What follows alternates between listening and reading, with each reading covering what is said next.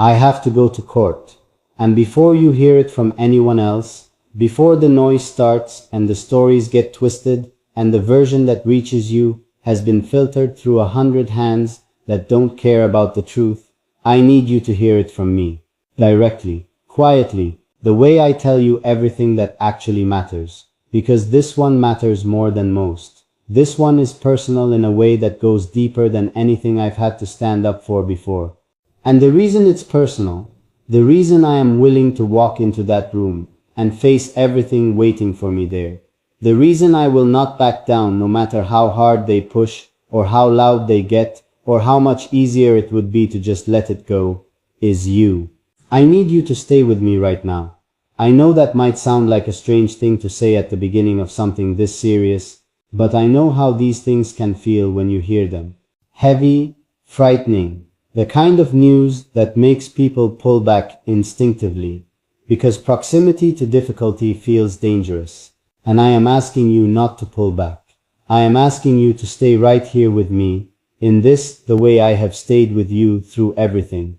Because what I'm about to tell you is not just about a legal battle or a courtroom or whatever verdict eventually comes from all of this. It is about something much more fundamental than that. It is about what I owe you, what I promised you, maybe not in words, but in every honest thing I have ever said and every real moment I have ever shown you. It is about the fact that some things are worth fighting for publicly, formally, at great personal cost, because the alternative, the silence, the letting it go, the accepting that what happened to you just happens and nobody answers for it, is something I am not able to live with. So let me tell you everything, from the beginning, the way it actually happened, not the way it will be packaged and presented and spun by people who were not there and do not care about the truth of it. Let me tell you in my own voice, which is the only voice I trust to carry this accurately. It started before I fully understood what was happening. That is the nature of the kind of harm I am talking about. It doesn't announce itself. It doesn't arrive with warning or declaration or any of the clear signals that would allow you to brace yourself or defend yourself or get out of the way in time. It arrives quietly, disguised as something ordinary, sometimes disguised as something good, and by the time you understand what you're actually dealing with, it has already done significant damage.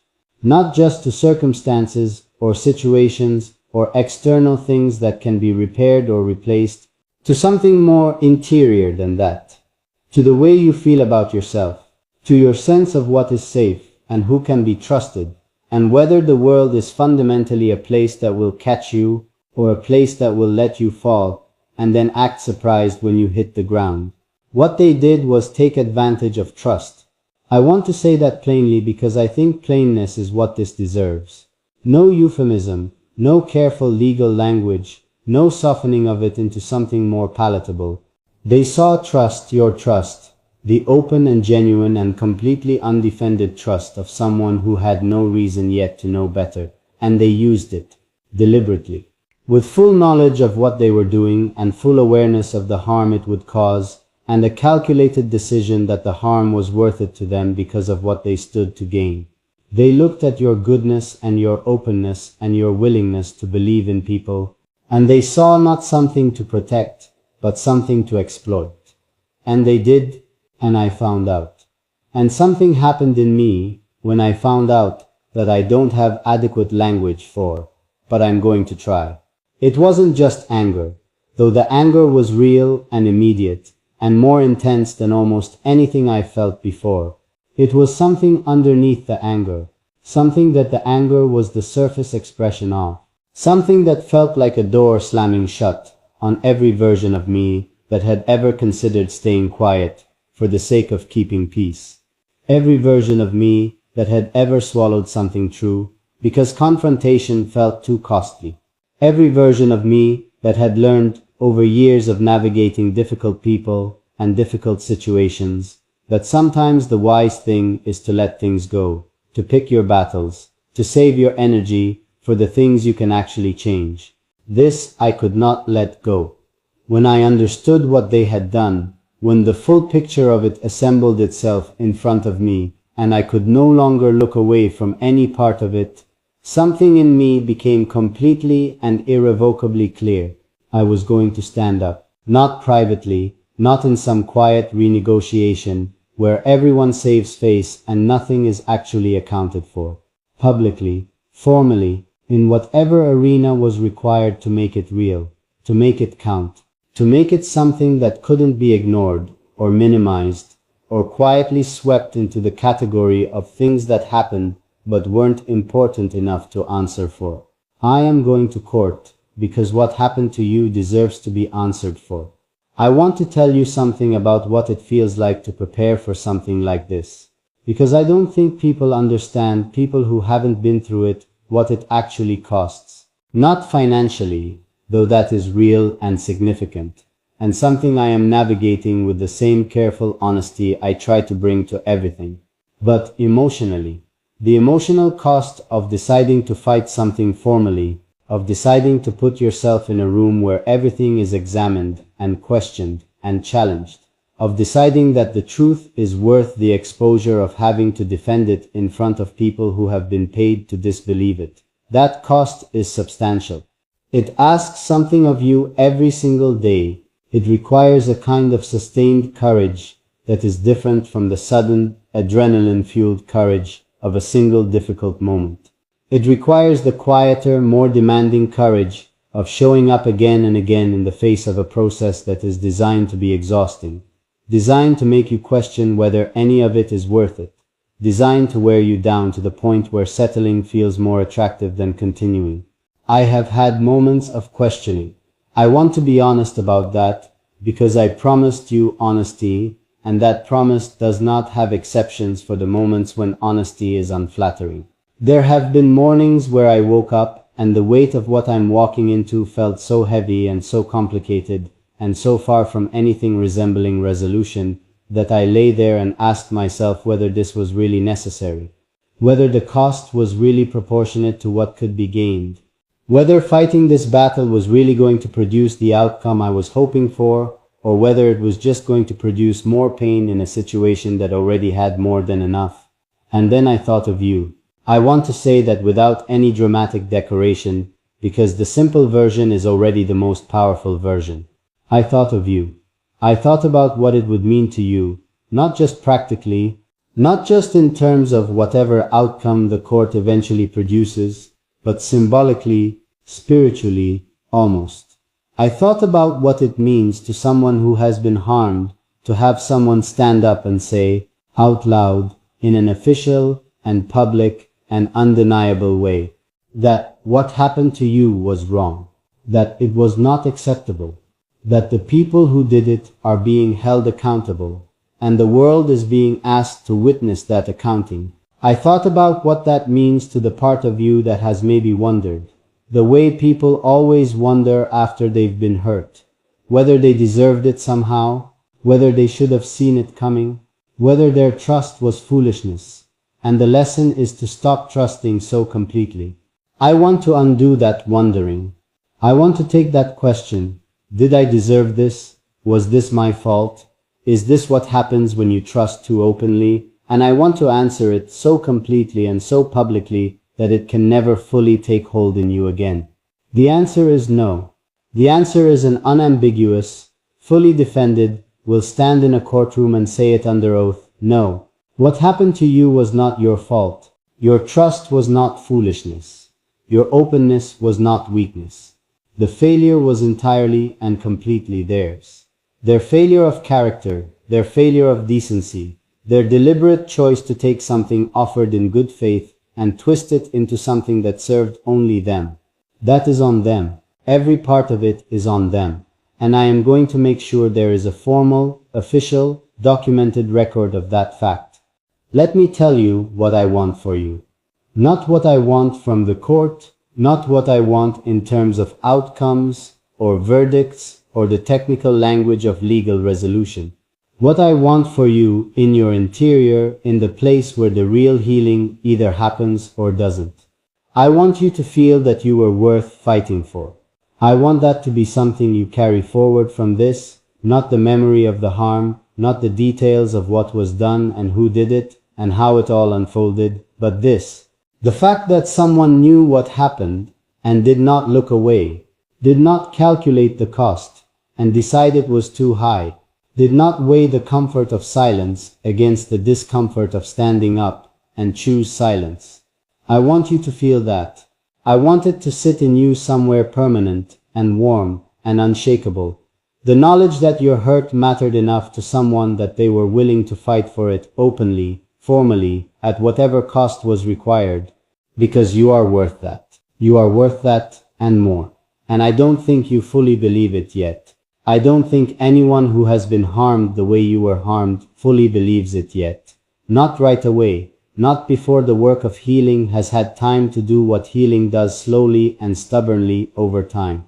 But I want to plant the seed of it right now, in this moment, in this conversation.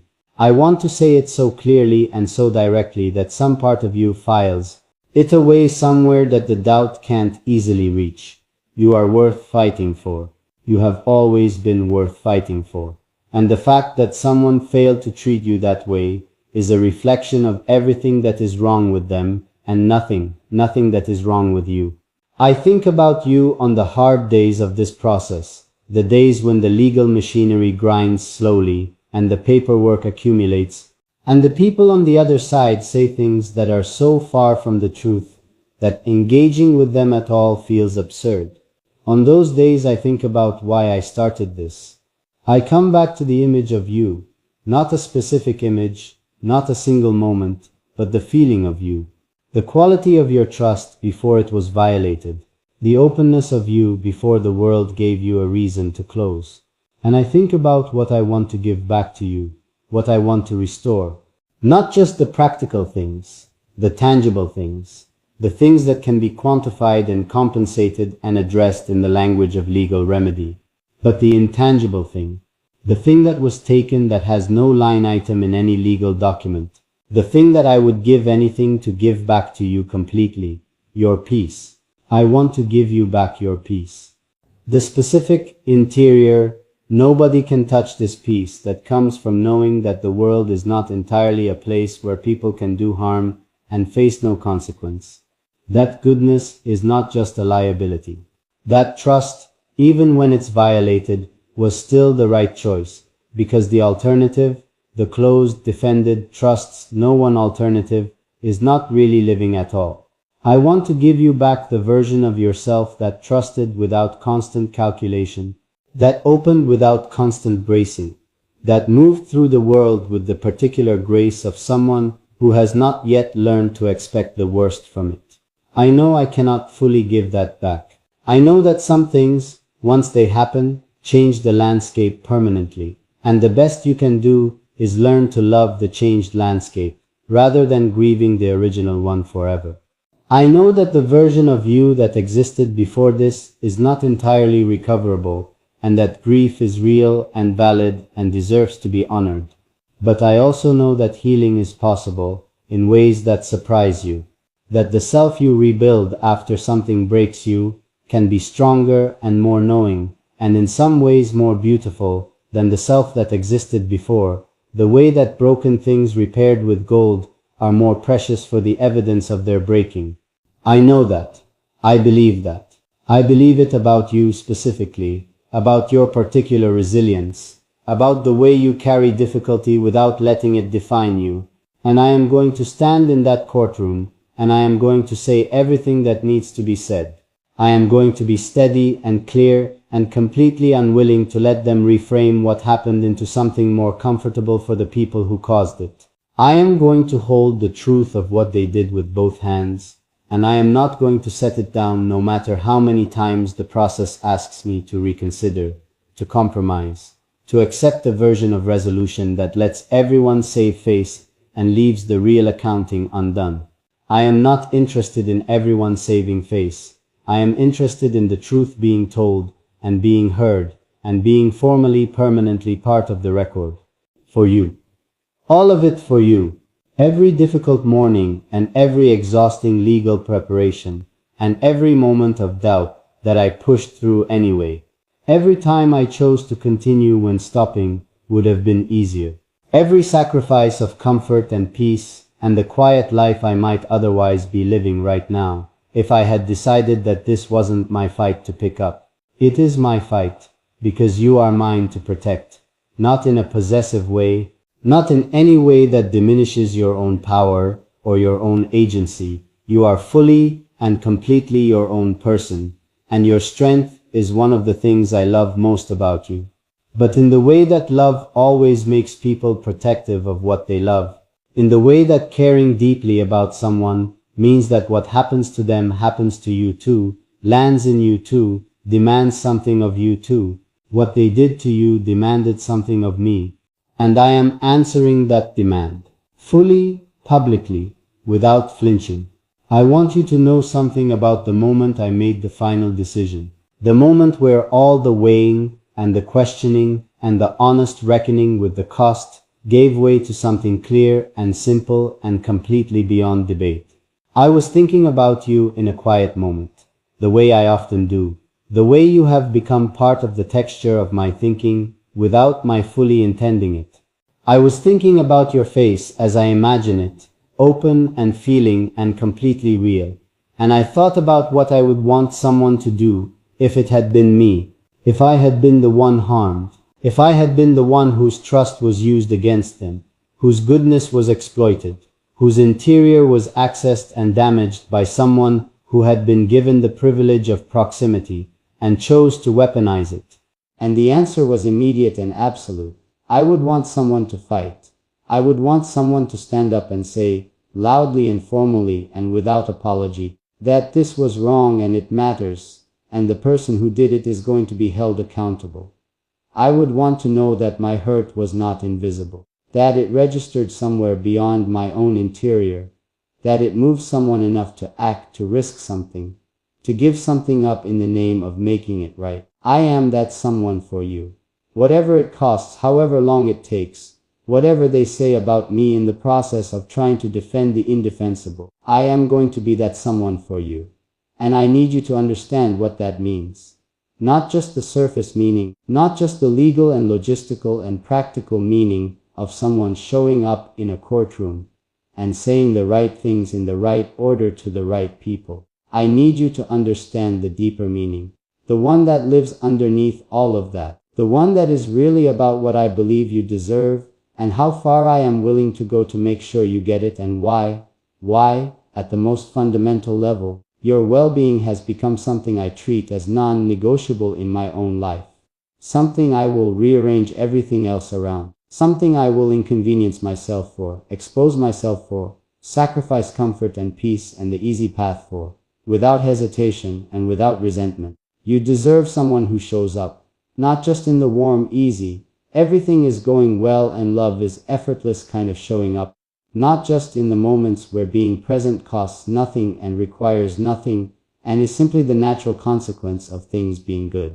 I mean the other kind, the showing up that happens when things are hard and complicated, and the easier choice would be to find a reason why this particular situation is the exception, why this particular battle is not yours to fight, why your own comfort and your own peace and your own carefully maintained equilibrium is too important to risk on something this uncertain and this costly. I mean the kind of showing up that asks everything of you, and you do it anyway, because the person you're showing up for matters more than the cost. That is the kind of showing up I am doing, and I want you to feel that. Not as pressure, not as something that obligates you to feel a certain way in return, not as a transaction where I am tallying what I've given and waiting to see what comes back. I want you to feel it as simply what it is, evidence. Evidence of what you mean to me. Evidence that when I say you matter, I mean it in the active, demonstrable, will put my body and my resources and my peace on the line for you way. Not just the speaking way, the doing way, because I have always believed that love is not most truthfully expressed in what people say. It is most truthfully expressed in what people do when doing the loving thing is hard. I want to tell you about some of the things I've had to face since this began. Not to make you feel guilty, please hear me when I say that. I am not telling you these things to create any sense of debt or obligation or heaviness between us. I am telling you because I want you to know the full picture. Because I want our relationship to be one where the full picture is always available to both of us, where nothing significant is happening on my side that you don't know about, where the honesty flows in both directions without editing or strategizing or selective presentation of only the flattering parts. The first thing I had to face was the judgment of people who don't understand why I'm doing this. And there are more of those people than I expected. People who looked at the situation and looked at the cost and did the calculation that I refused to do and came back with the answer that I should let it go. That pursuing this was disproportionate. That I was making it harder on myself unnecessarily. That the wise thing, the strategic thing, the self-preserving thing was to find a way to move past it quietly and redirect my energy toward things that would actually benefit my life rather than complicate it. These are not bad people. Some of them care about me genuinely. They were giving me what they believed was good advice, filtered through a worldview that prioritizes pragmatism over principle and self-protection over accountability. But I couldn't take that advice. Every time I tried to sit with it, to try it on, to see whether I could make it fit, I kept coming back to the same wall, the same absolute refusal, because taking that advice would have required me to place my comfort above your justice. And that is a trade I am not willing to make. My comfort above your justice, my ease above your healing, my quiet life above the formal, public, cannot be ignored acknowledgement that what happened to you was wrong. I am not capable of making that trade. Something in me that is more fundamental than strategy or pragmatism or self-interest just will not allow it. And so I let them think what they think. I let them give their advice, and I received it with as much grace as I could manage. And then I kept going in the direction I had already chosen. Because the people whose opinion matters most to me in this situation are not the ones advising me to protect myself.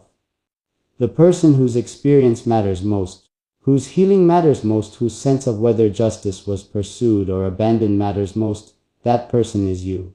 And I know without needing you to confirm it, that some part of you needs this, not for revenge, not for any punitive reason, but for the simple, profound, deeply human need to have the truth of what happened acknowledged in a way that cannot be minimized or walked back or quietly forgotten.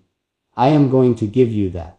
I am going to stand in that room, and I am going to be the voice for something that deserved a voice long before it found one. I am going to be steady in a way that I have been practicing for months, not the performed steadiness of someone pretending to be unaffected, but the real steadiness of someone who knows exactly why they are there and finds in that knowing a clarity that no amount of pressure or complication can fully disturb. I know why I am there. I am there for you. That knowledge is a kind of anchor. When the process gets exhausting and the other side says things designed to destabilize, and the whole machinery of it bears down with its full institutional weight, I come back to that anchor. I am here for you. I am here because you mattered, and what happened to you mattered, and I am the person who decided to make sure the world knew that. Let me tell you something about what I have learned about the legal process that I did not know before this began. I went into it with a kind of naive faith that the truth, clearly presented, would be self-evidently compelling. That the facts, laid out in the right order before the right people, would produce a result that matched the reality of what happened. I believed in the system in that uncomplicated way that people who haven't spent significant time inside it tend to believe in it. I believed it was designed to find truth and deliver justice, and that if those things were on your side, the system would eventually recognize them and respond accordingly. I have learned that it is more complicated than that. I have learned that the truth, in a legal context, is not a thing that simply presents itself and is recognized. It is a thing that must be constructed carefully and strategically, from evidence and testimony and documentation,